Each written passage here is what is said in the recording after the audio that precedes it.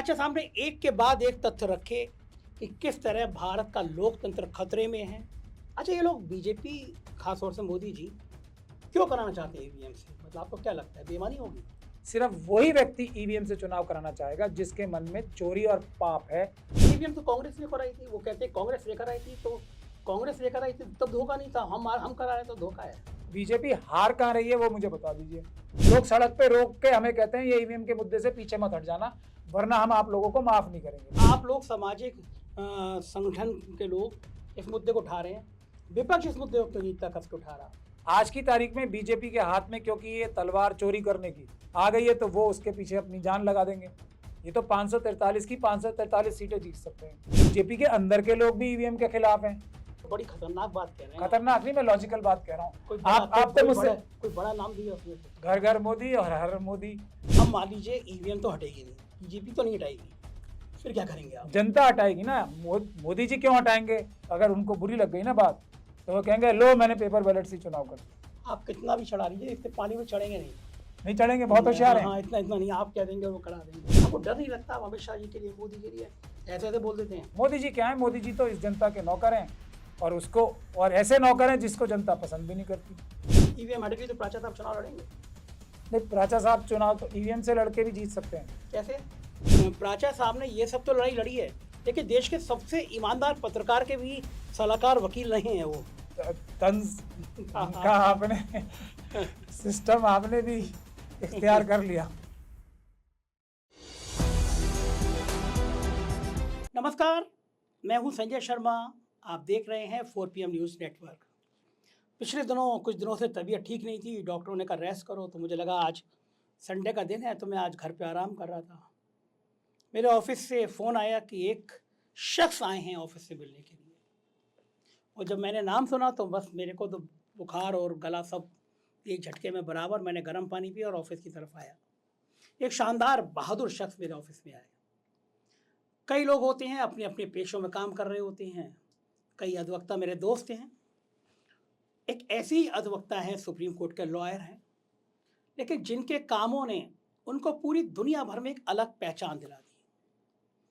पिछले कुछ दिनों से वो खासे लोकप्रिय हो गए हैं, चर्चित हो गए हैं, क्योंकि वो एक ऐसी मुहिम को आगे चला रहे हैं जो मुहिम भारतीय लोकतंत्र का चेहरा बदल देगी।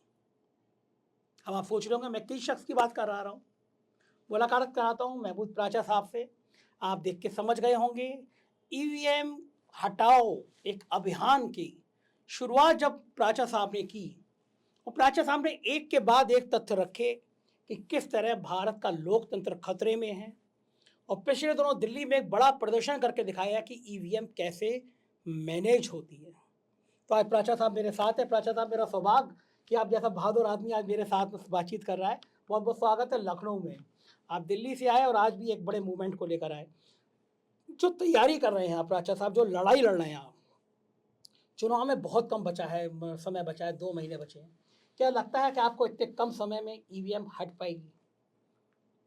देखिए, सबसे पहले तो आपने मेरी तारीफ की और मैं आपके ऑफिस में आया तो मैं बहुत कम पत्रकारों के ऑफिस में जाता हूँ, तो मुझे आपको एक रिवर्स कॉम्प्लीमेंट देना ज़रूरी है, और ये सच्चा कॉम्प्लीमेंट है, झूठा नहीं है। आप एक बहादुर और वेल रिसर्च्ड पत्रकार हैं, ये कॉम्बिनेशन बहुत कम होता है। तो खैर, हाँ देखिए, टाइम बहुत कम नहीं, बहुत ज़्यादा है, और ये आंदोलन मैंने या हमारे मुट्ठी भर साथियों ने, भानु जी ने, डीसी कपिल साहब ने, राजेंद्र पाल गौतम जी ने और रिजा साहब ने नहीं किया है, बल्कि जनता ने, जो हमारे देश की मालिक है, हम लोगों की भी मालिक है, क्योंकि हर वो व्यक्ति जिसको जनता प्यार देती है या किसी पद पे बिठाती है वो उसका नौकर होता है। तो उन्होंने हमारी ये जिम्मेदारी लगाई है, ये उनका आंदोलन है, ये उनका हमारे ऊपर बहुत बड़ा एक तरीके से विश्वास है। जो जनता ने हमसे ये कहा कि आप हमारे ईमानदार नौकर हो, आप इस लड़ाई को लड़ो, और जो नौकर हमारे बेईमान हैं, प्रधानमंत्री जी जैसे नौकर हमारे हैं, जनता ये कहती है, लेकिन वो बेईमान हो गए। होम मिनिस्टर साहब अमित शाह जी हमारे नौकर हैं लेकिन बेईमान हो गए। इलेक्शन कमीशन के लोग नौकर हमारे हैं लेकिन बेईमान हो गए।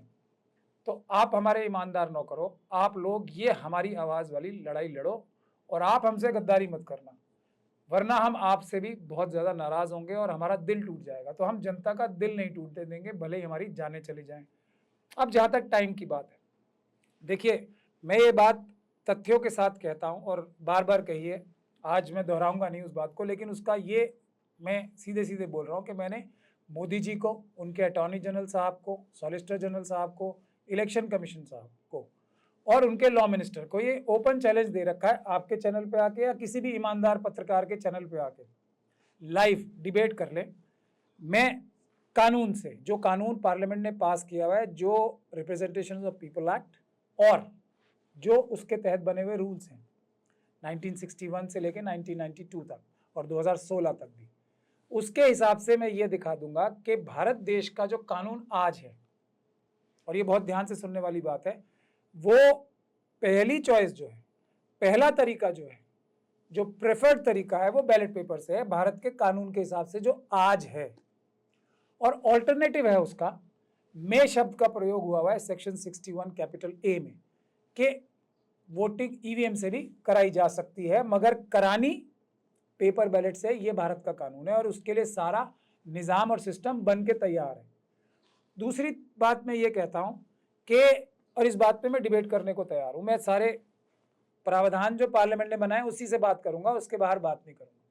दूसरी बात यह है कि पेपर बैलेट से चुनाव जल्दी होते हैं ईवीएम से, पेपर बैलेट से चुनाव सस्ते होते हैं ईवीएम से, और पेपर बैलेट से चुनाव सुरक्षित होते हैं ईवीएम से, और पेपर बैलेट से चुनाव गुप्त रहते हैं। जो गुप्तता रखने की जो एक जिम्मेदारी है किसी भी इलेक्शन कराने वाले की और किसी भी इलेक्शन की, गुप्त भी पेपर बैलेट से रहते हैं। ईवीएम का एक भी फायदा नहीं है, हर ईवीएम से नुकसान है। सिर्फ वही व्यक्ति ईवीएम से चुनाव कराना चाहेगा जिसके मन में चोरी और पाप है, वरना किसी भी पॉलिटिकल पार्टी को आप ये बोलें, दो ऑप्शन दें, पेपर बैलेट से चुनाव कराना है या ईवीएम से कराना है, तो जो ईमानदार व्यक्ति होगा वो ज्यादा से ज्यादा ये कहेगा मुझे क्या फर्क पड़ता है, चुनाव निष्पक्ष होने चाहिए, पेपर बैलेट से हो या ईवीएम से।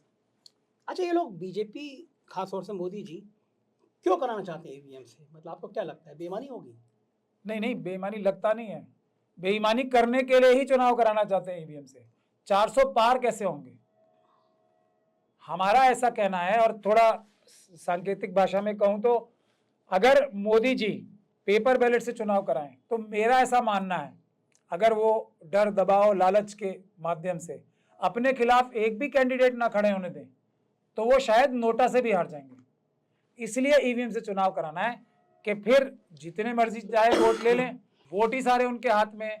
मतलब जनता की चीज जो है वो अपने हाथ में, उसका अपहरण करके चुनाव जीतना चाहते हैं, हम लोगों का ऐसा मानना है। वरना मोदी जी को क्या फर्क पड़ता है, 400 पार वो पेपर बैलेट से भी कर लें, तो क्यों नहीं करा रहे। यही मैंने आपसे कहा ना, कोई भी ईमानदार व्यक्ति ये कहेगा अगर उसके सामने दो ऑप्शन है कि भाई आप किसी से भी करा लो, चुनाव निष्पक्ष होने चाहिए, पेपर बैलेट से करा लो या ईवीएम से करा लो।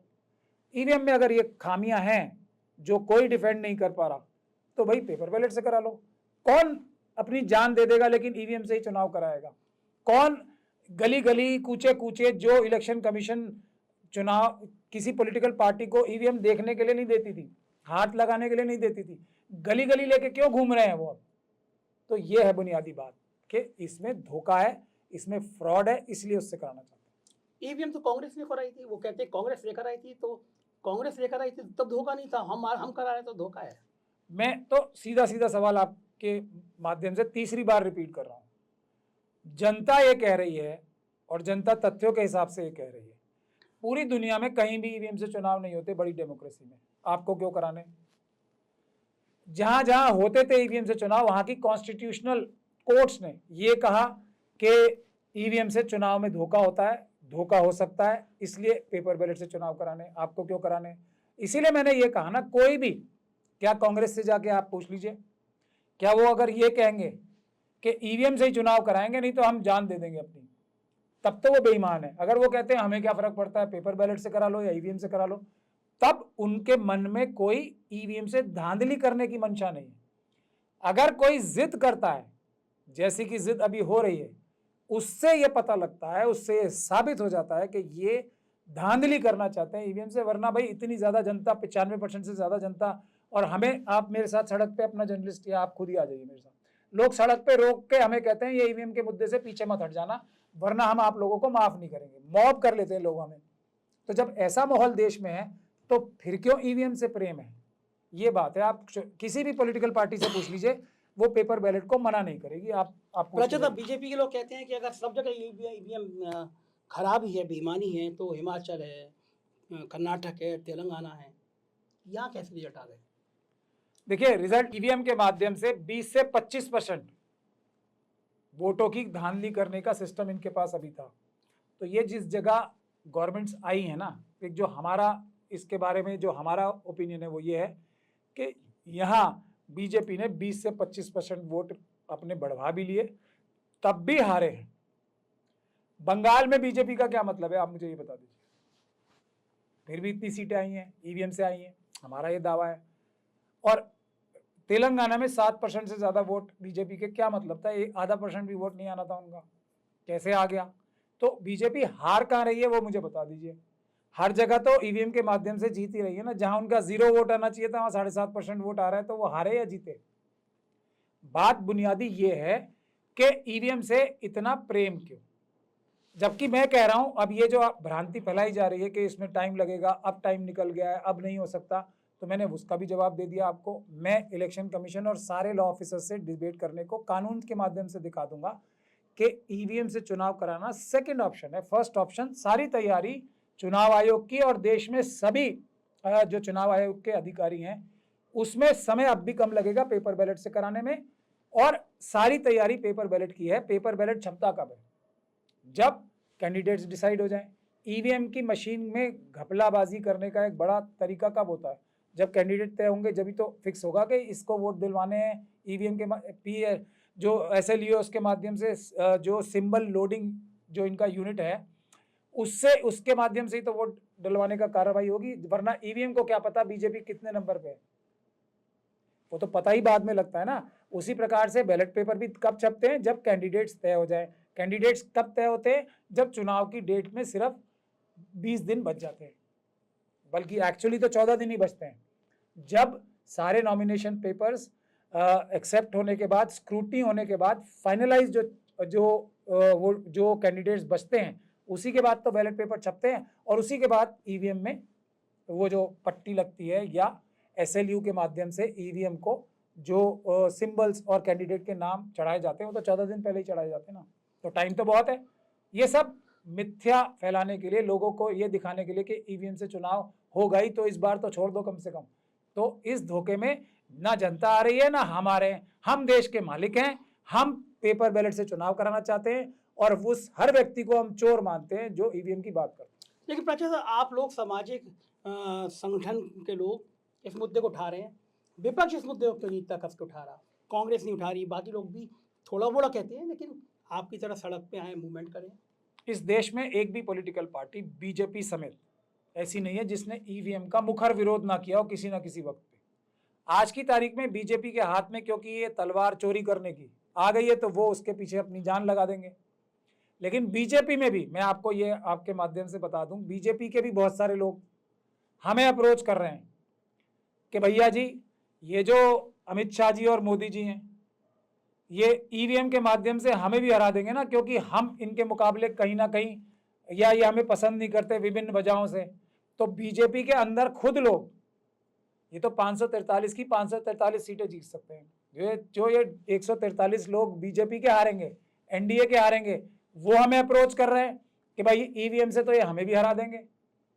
तो क्योंकि अपने दुश्मन पार्टी के अंदर भी तो खत्म करने हैं इन्हें, तो बीजेपी के अंदर के लोग भी ईवीएम के खिलाफ हैं, कांग्रेस के लोग और दूसरी पार्टी के लोग। बड़ी खतरनाक बात कह रहे हैं। खतरनाक नहीं, मैं लॉजिकल बात कह रहा हूँ। आप तो मुझसे कोई बड़ा नाम भी है उसमें बड़े सारे बड़े नाम हैं, सब नजर नहीं आ रहा है आपको? मतलब ये तो 5-7 यही नाम है, बड़े गडकरी हैं, राजनाथ सिंह है, शिवराज सिंह चौहान है, योगी आदित्यनाथ है। अब आप ये देखिए, अगर ये चुनाव लड़े और इन सबकी जमानतें जब्त हो जाएं, तो क्या रहेगा, क्या होगा?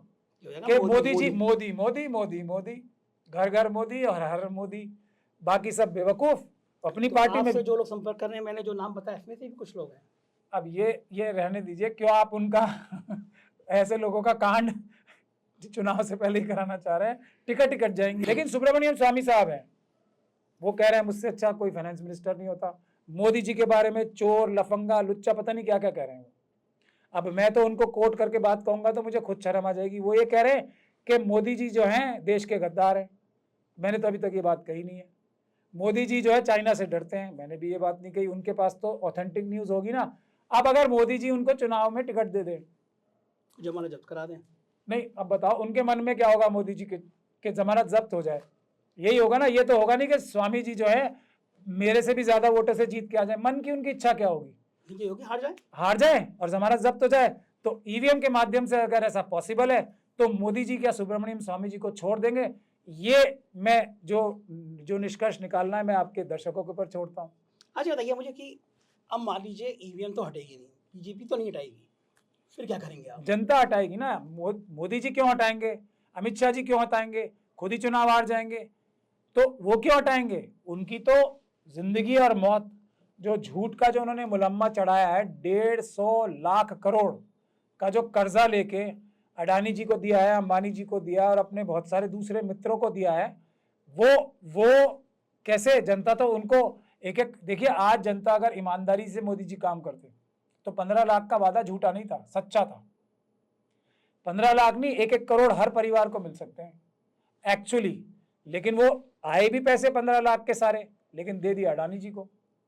ये जो खेल है ना, ये ईवीएम के माध्यम से ही हो सकता है, वरना भारतीय जनता पार्टी और आरएसएस की लोगों की शक्लों से लोग नफरत करते हैं। आज पन्ना प्रमुखों से आप बात कर लीजिए, वो अलग बात कह रहे हैं। मुझे बहुत सारे पन्ना प्रमुख भी अप्रोच करते हैं, वो और बात कह रहे हैं, भाई ये तो हमारी जो अगले बार से अगर इस बार ये चुनाव जीत गए तो हमें जो 10-10, 12-12 हजार रुपए महीना मिलता है पन्ना प्रमुखों का, वो भी चला जाएगा, उसकी भी जरूरत नहीं है। वो कहेंगे तुम भागो, तुम्हारी जरूरत थोड़ी है हमें वोट दिलवाने के लिए या कैंपेनिंग करने के लिए या बूथ पे बैठने के लिए, हम तो ईवीएम से जीतेंगे, गेट आउट।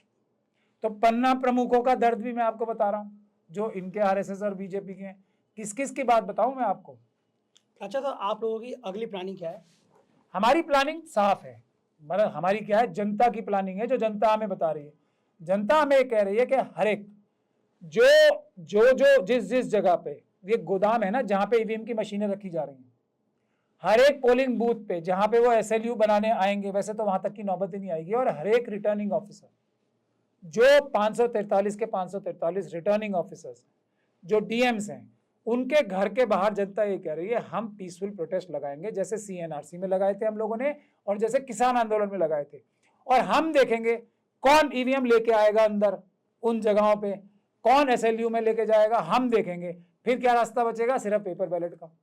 तो पेपर बैलेट का कानूनी रास्ता, जो अभी पहला रास्ता जो कानून चाहता है वही है, उसी से होंगे चुनाव। और मोदी जी देखिए, अगर उनके बारे में ये कहा जाए, अगर उनको बुरी लग गई ना बात, तो वो कहेंगे लो मैंने पेपर बैलेट से चुनाव कर दिया। इतना बड़ा मुझे आप गद्दार कह रहे हो, धोखाबाजी कह रहे हो, ये कुछ नहीं, मैं पेपर बैलेट से भी 400 पार करूंगा। आप कितना भी चढ़ा लीजिए, इतने पानी में चढ़ेंगे नहीं चढ़ेंगे, बहुत होशियार हाँ, है। इतना नहीं, आप कह देंगे वो करा देंगे। हम नहीं, जनता कहेगी। इतने सीधे वो भी नहीं है। नहीं, वो फिर ये कहेंगे कि उन्होंने जो पैसा कमाया है अडानी जी के साथ मिलके, उसके हर एक बूथ पे गुंडे बदमाश मवाली लगा के बूथ कैप्चर कराएंगे, ये काम कर लें। लेकिन मुझे लगता है इसमें भी उन्हें खतरा है कि जनता उन्हें बूथ कैप्चर, पेपर बैलेट के माध्यम से बूथ कैप्चर भी नहीं करने देगी। ये उनका डर मुझे जायज डर लगता है। आंदोलन कौन करेगा? सब नेता जेल चले जा रहे हैं। तो जेलों से ही तो आंदोलन होता है। अच्छा तो नंबर आपका भी आ जाएगा। मेरा तो बहुत पहले आने की कोशिश हो चुकी है और मैं तो हाथ जोड़ के निवेदन कर रहा हूँ, मुझे जल्दी से जल्दी जेल भिजवाए, मेरी कुछ सेहत ठीक हो जाएगी, मैं एक्सरसाइज खाना वाना खा के अच्छी सेहत वाला हो जाऊंगा। लेकिन जनता क्या करेगी, इससे डर के वो अरेस्ट नहीं करते। देखिए अरेस्ट उन्हीं लोगों को कर रहे हैं जो लोग कुछ ना कुछ जिनके मन में डर है। हमें जेल के अंदर रखें या जेल के बाहर रखें, हमें कोर्ट में तो लाएंगे ही ना, हम अपना केस खुद लड़ेंगे और वहां पे जो कोर्ट में बहस होगी वो पूरी दुनिया देखेगी। तो प्लीज मुझे जेल भिजवा दें मोदी जी, मैं आपसे हाथ जोड़ के निवेदन कर रहा हूँ, मैं आपका बड़ा एहसानमंद होऊंगा, भिजवा दें। अमित शाह जी भी फेल हो गए, अब आप ही कमान हाथ में ले लें अपने। आपको डर नहीं लगता आप अमित शाह जी के लिए, मोदी के लिए ऐसे बोल देते हैं? मुझे बहुत डर लगता है देश की जनता से, और देश की जनता जो हमसे नाराज हो जाएगी उससे डर लगता है। मोदी जी क्या है, मोदी जी तो इस जनता के नौकर हैं, और उसको, और ऐसे नौकर हैं जिसको जनता पसंद भी नहीं करती, और मैं ऐसा नौकर हूं जिसको जनता आज पसंद कर रही है। तो मैं भैया पसंदीदा नौकर रहना चाहता हूं जनता का। ऐसे नौकरों से क्या डरना जो कि जनता की नफरत अभी उन्होंने अर्न कर ली है इतनी ज्यादा। और डर तो सिर्फ ऊपर वाले से होना चाहिए, और डर जिसके मन में, अच्छा आपको डर नहीं लगता? मैं काउंटर क्वेश्चन पूछूं आपसे तो, बचाओ क्यों नहीं लगता? थोड़ी थोड़ी बच गया हूँ मैं तो मैं वही कह रहा हूँ ना, तो हर वो आदमी जो ईमानदार है, जो जनता का सच्चा सेवक है, देखिए पत्रकार जो ईमानदार पत्रकार है वो भी जनता का नौकर और सच्चा सेवक है। तो आप ईमानदार हैं, आपके ऊपर भी कम अटेम्प्ट तो हुए नहीं है, मुझे पता लगा है, तो नहीं कर पाए कुछ। तो ये ईमानदारी से साथ जो आगे बढ़ेगा ना, वो ऊपर वाला भी मदद करेगा उसकी, और दुनिया में भी वो किसी के सामने आंख झुका के नहीं, आंख और सिरा चौड़ा करके बात करेगा। हम डरने वाले लोग नहीं हैं, हम भारत के संविधान और कानून की मदद से हर उस चोर को जो देश के साथ गद्दारी और धोखा कर रहा है उसको जेल भिजवाने का काम हम लोग करेंगे। ये बात का वादा हम देश से करते हैं। ईवीएम हट गई तो प्राचा साहब चुनाव लड़ेंगे? नहीं, प्राचा साहब चुनाव तो ईवीएम से लड़के भी जीत सकते हैं, कैसे? उसका भी तरीके होते हैं हर चीज के। ये तो आपने बड़े बड़े कह रहे हैं, जब मोदी जी के हाथ में तो आपको तो जिता देंगे वो। देखिए उसके बहुत सारे तरीके हैं, एक तरीका मैं आपको बता ही देता हूँ, और उसको ठीक करने के लिए इन्होंने बड़ा कलाकारी की है 2017 के बाद से, 16 के बाद से। पहले ऐसा था कि ईवीएम से चुनाव हो ही नहीं सकते अगर 64 से ज्यादा कैंडिडेट्स एक कॉन्स्टिट्यूंसी में आ जाएंगे। अभी उन्होंने वो संख्या बढ़ा के 300 की कर दी है, ऐसी इंप्रूवमेंट करा ली। तो हम 400 वो भरवा देंगे नॉमिनेशन पेपर किसी से, किसी कॉन्स्टिट्यूंसी में, उससे पेपर बैलेट से चुनाव हो जाएंगे। ये देखिए दिमाग से बढ़कर, और अगर ईमानदार व्यक्ति के दिमाग से बढ़कर कुछ नहीं होता। तो एक रास्ता तो मैंने बता दिया आपको, तरकीब इतना आसान है। तरकीब हर चीज की होती है, आदमी में करने का जज्बा और जोश होना चाहिए, लेकिन उसकी जरूरत नहीं पड़ेगी। मुझे पूरा भरोसा है, कांग्रेस पार्टी हो या दूसरी अपोजिशन पार्टीज हो। अभी 31 तारीख को आपने शरद पवार जी को देखा, इतनी बारिश में भी चल के आए थे। तो ये सब पॉलिटिकल पार्टीज जनता के इस आदेश को कि पेपर बैलेट से चुनाव कराने मान रही हैं, और बहुत जल्दी आपको सारी पॉलिटिकल पार्टीज इस आंदोलन में हम लोगों से भी आगे नजर आएंगी, और हम उस दिन के लिए इंतजार भी कर रहे हैं और इनका वेलकम भी करेंगे। अच्छा, एक बात और बड़ी मजेदार बताऊं, प्राचा साहब ने ये सब तो लड़ाई लड़ी है, लेकिन देश के सबसे ईमानदार पत्रकार के भी सलाहकार वकील नहीं है वो। समझ गए ना आप सबसे ईमानदार कौन? सुधीर चौधरी। याद है आपको वो एक बार वो नवीन जिंदल के संग 100-150 करोड़ की रिश्वत में पकड़े गए थे? उससे पहले प्राचा साहब, क्या दौर था वो जो आप सुधीर चौधरी की भी मदद किया करते थे? ये तंज का आपने सिस्टम आपने भी इख्तियार कर लिया। सबसे ईमानदार नहीं है वो इतिहास में, जैसे मोदी जी से बड़ा ईमानदार व्यक्ति ना आज तक पैदा हुआ है, ना आगे कभी पैदा होगा, और ना आज के दौर में है। उसी प्रकार से वो उस रेस में शामिल हैं, और ये उनको मैं तकमा दे नहीं सकता कि वो सबसे ईमानदार पत्रकार पैदा जो पहले हुआ है, आज है और आगे वाला, क्योंकि उस रेस में बहुत सारे लोग शामिल हैं और बहुत मजबूती के साथ इस कंपटीशन में हिस्सा ले रहे हैं।